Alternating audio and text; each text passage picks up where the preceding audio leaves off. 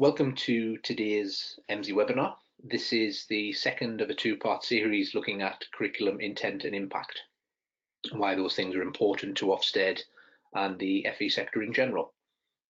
As part of that, myself, Anthony Horne, and my co-host on today's webinar, John Gray, have been speaking to FE leaders in order to gather their views on curriculum intent and impact.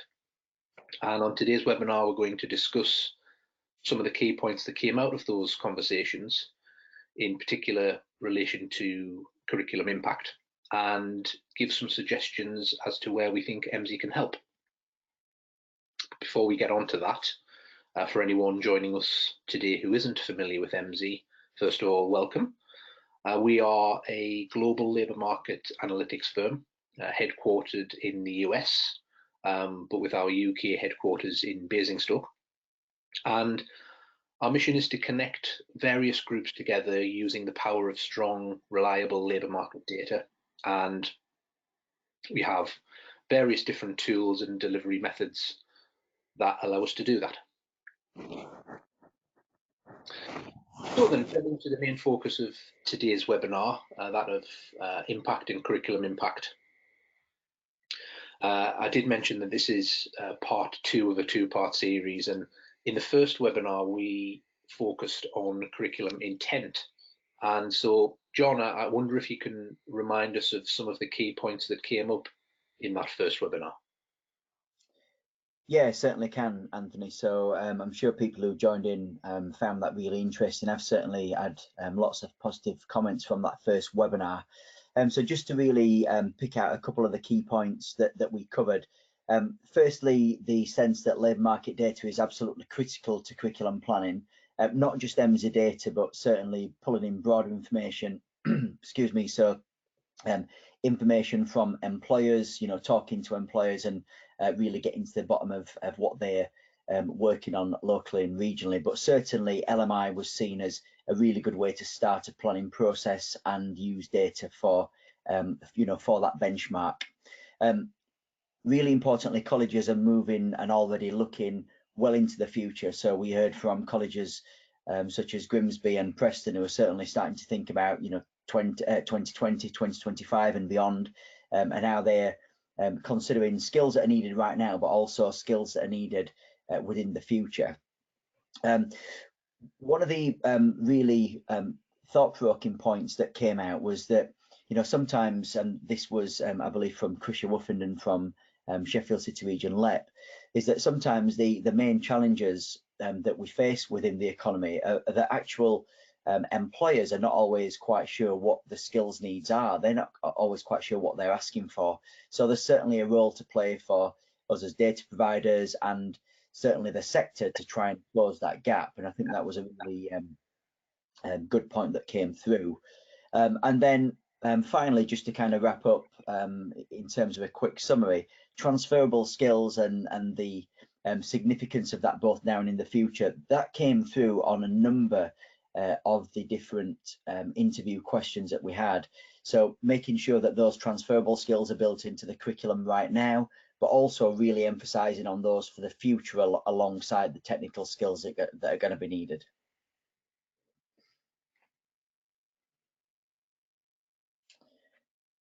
So Anthony, as well as curriculum impact, as well as curriculum intent, we talked about that just now.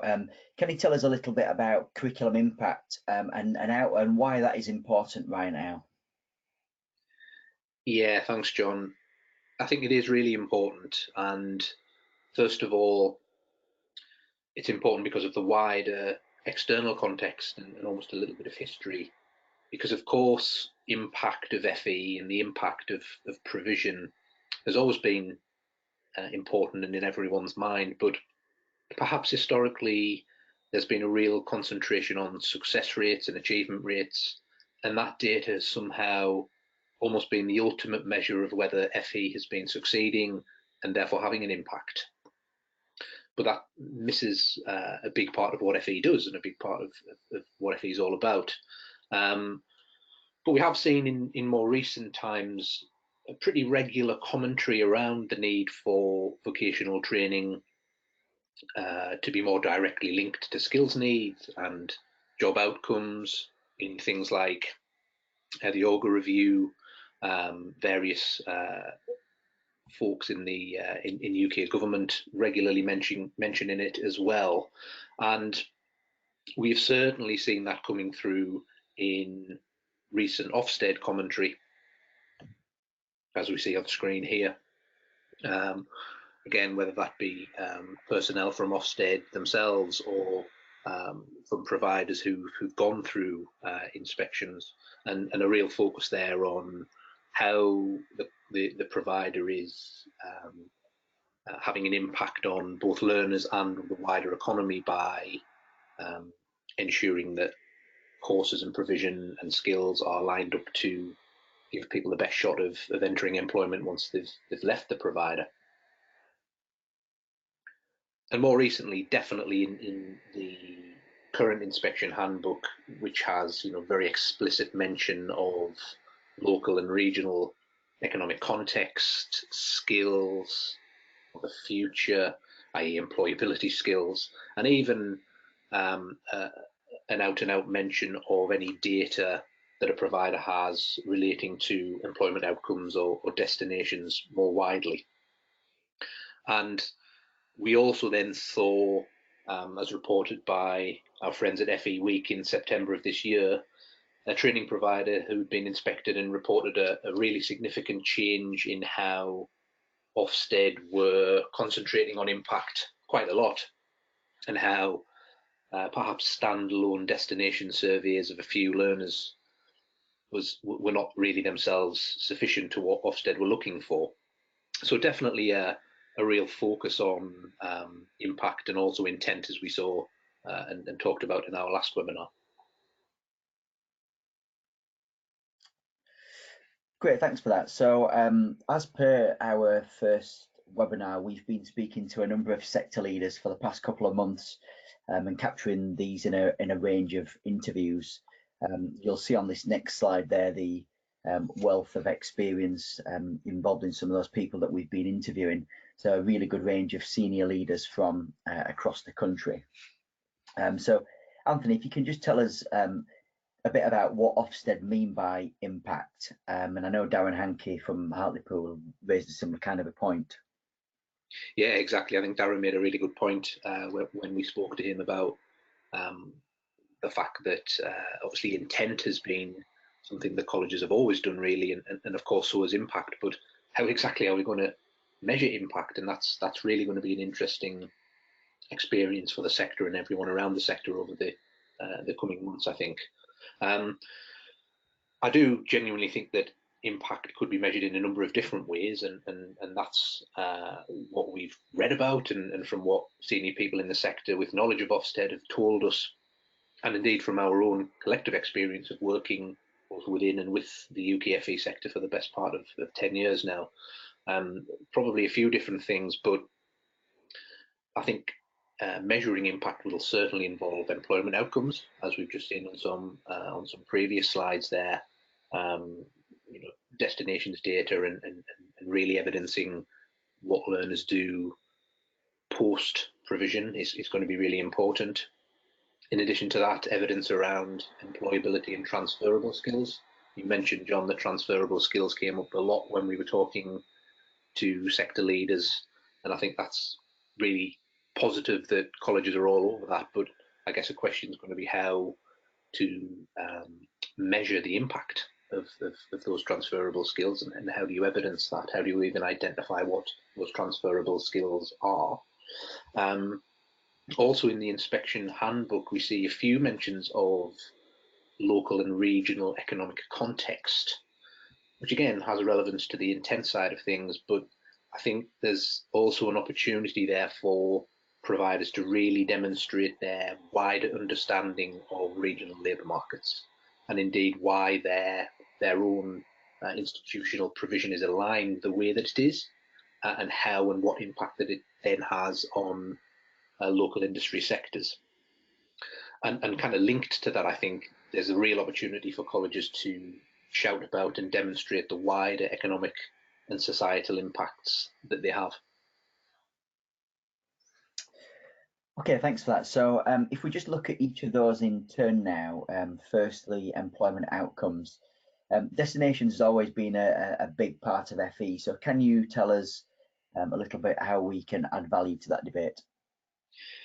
Yeah, absolutely, John. Totally agree that it's really been an issue that the FE sector have been grappling with for a number of years now.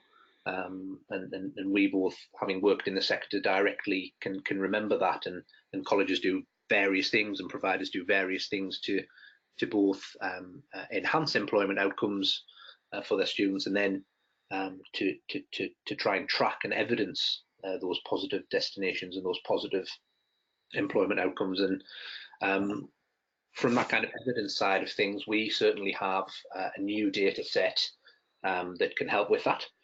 So our career outcomes intelligence is a data set that tracks individuals through the labour market over a number of years. And as part of that, we can tag the educational institution that each individual attended, which can lead to some really interesting analysis points and some really interesting, unique insights for colleges and providers. So what we're not doing is surveying students to gather this data. It's externally sourced, and so it's therefore providing a longer term view of former student progression through the labour market. So, for example, over the past 10 years, the data can help you as a college or a provider demonstrate what your students are now doing, what jobs are they doing, who is employing them, what skills are they using in their careers, and how that all matches up with local and wider regional economic need. And indeed, how does that all match up with what other colleges are doing? So are you providing individuals in particular types of jobs at a greater concentration than other colleges? Because that's obviously really interesting and potentially very powerful to demonstrate your impact.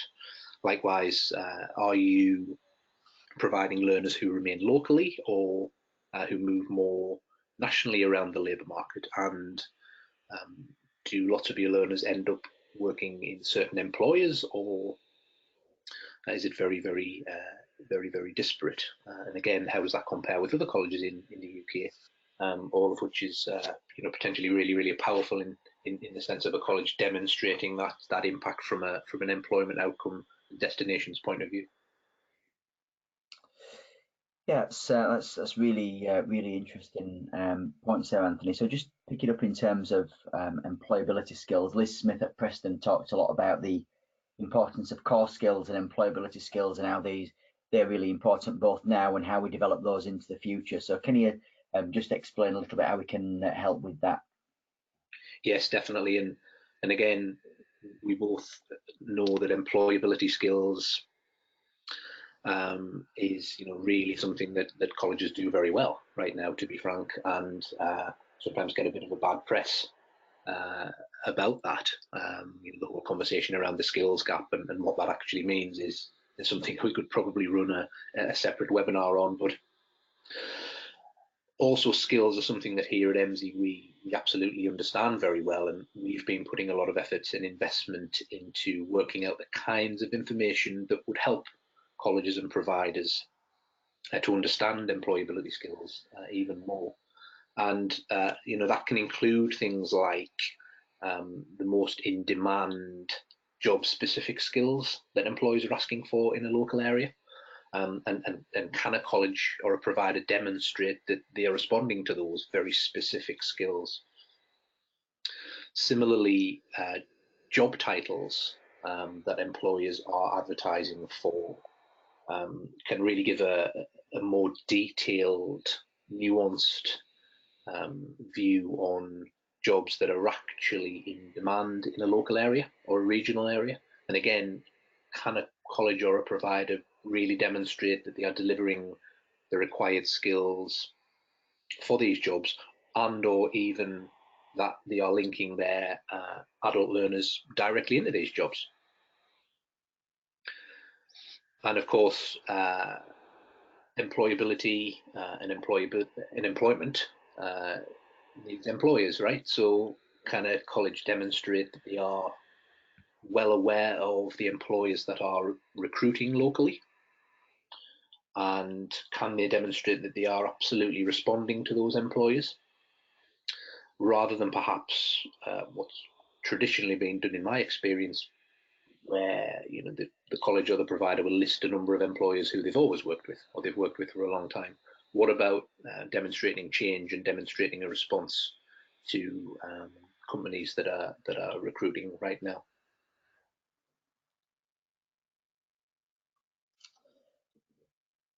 So Claire Hayward at Heart of Worcester College also talked about transferable skills and made a really pertinent point, that it's not necessarily about revamping provision and bringing in new courses. It's about understanding how transferable skills can be delivered through a course that might lead to a different destination longer term. And you certainly started to touch on some of this data in the previous slides, Anthony, but I wonder if you could just talk to us a little bit more around that example. Yeah, absolutely. I think employability skills and transferable skills are in many ways very much linked together, and in some cases are obviously the same thing. And we saw in a previous slide there that we can help with providers getting a better understanding of job-specific skills or hard skills that are in demand. But of course, we can also consider more common skills or soft skills, and how important they are to employers, because employers absolutely ask for these things when they are recruiting. So I think, as Claire Hayward was alluding to, it's not just all about training people with skills that mean that they will definitely move into job X in the future. It's just as important to be delivering cross-cutting skills that are in demand right across the economy, and Emsi can definitely help to identify what they are, so both at a high level, but also at a more granular level as well.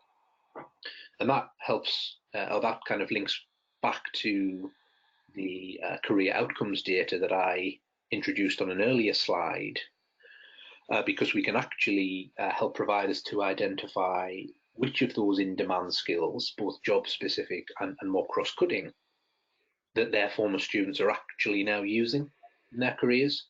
And that same data can in fact help us to allow providers to demonstrate the career pathway or the career trajectory that their former students have actually taken in their careers since they undertook their education with the provider.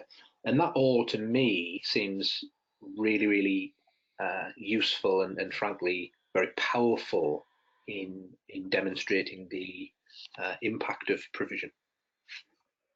Yeah, so you can actually start and see there, you can start to build out using that skills data, a bit more of what in the past would have been almost an intangible impact, but we can now start to see that skills data and where students are within the wider economy. That's got to be a good data set to start and use within things like self-assessment reports and strategic planning. So we've talked a lot there about students and skills, but what about the wider economy, Anthony? So employers and industry, how can colleges show their impact on local industry? Yeah, definitely. And we see on the screen now a quote from Darren Hankey at Hartlepool, who kindly kind of talked us through how their curriculum is aligned to 6 or 7 key local and regional industries. And one of the interesting points that Darren was making was that those 6 or 7 key industry sectors did closely resemble things like LEP priority sectors, but there were other things in there as well, because we all know that there are industries that might not be on the LEP priority list that are absolutely really vitally important for various different reasons to a local and regional economy, and Hartlepool and the colleges are very well placed to be able to serve those kind of wider industries. And thinking about the wider economy and local industry and employers, we have spoken quite a lot about students, and we're hearing that Ofsted are focusing a lot on students.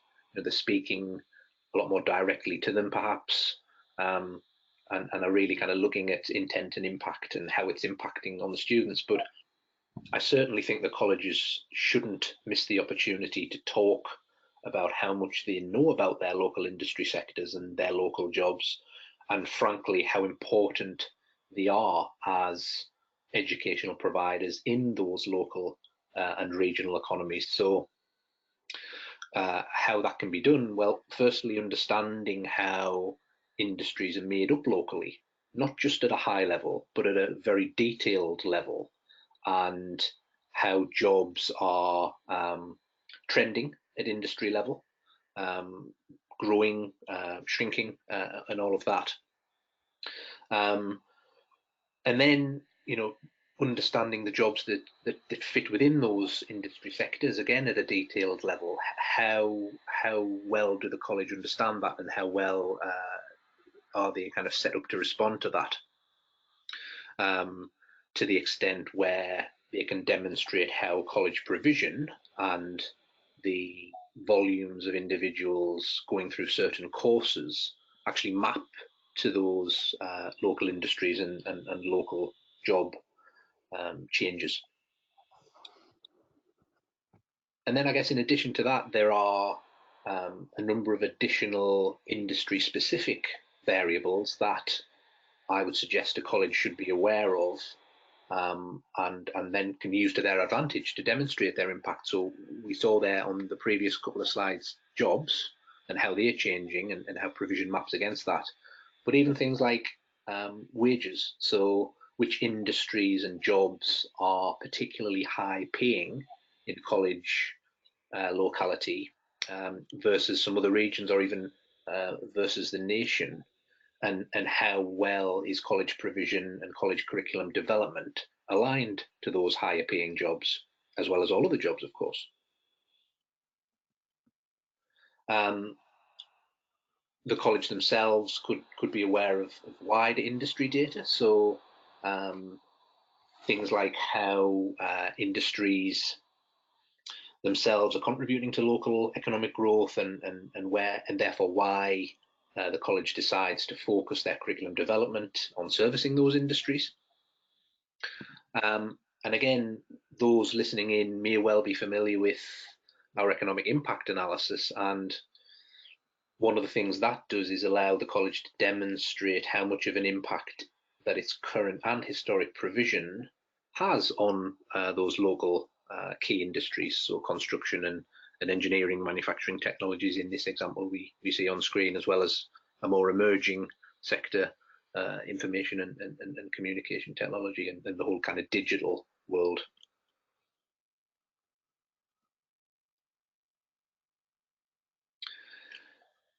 Which I think brings me on to my final point, John, which is that, again, referring to our Emsi economic impact analysis, that can actually help a provider demonstrate their impact in a number of different ways. So both as a business employing high volumes of local workers, right through to its provision providing more skilled and productive workers, both now and historically, and then even things like wider societal impacts that can be associated with increased levels of education locally, like better health, low crime rates, etc.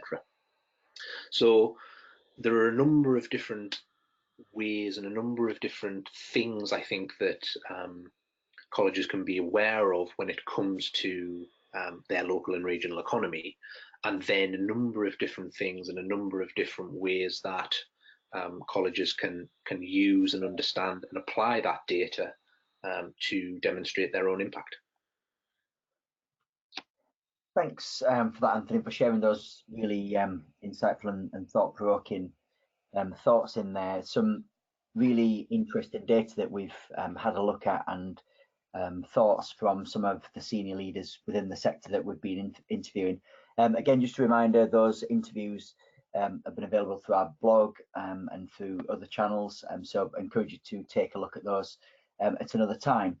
So just quickly in summary then, I think it's really clear to see that there are whilst there are a number of ways that impact can be measured, we've got access to lots of different data sources there that can really help people to articulate how they're showing that impact, using that breadth of data that's available to show things like the impact on the wider economy, on employers and students and so on. So I'd really encourage listeners out there to get in contact with Anthony or I. Our details are on the last slide.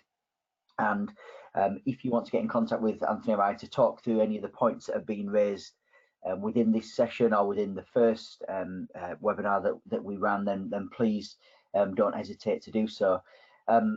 One thing that we are getting asked to do a lot now is to share this kind of information with senior management teams or governors.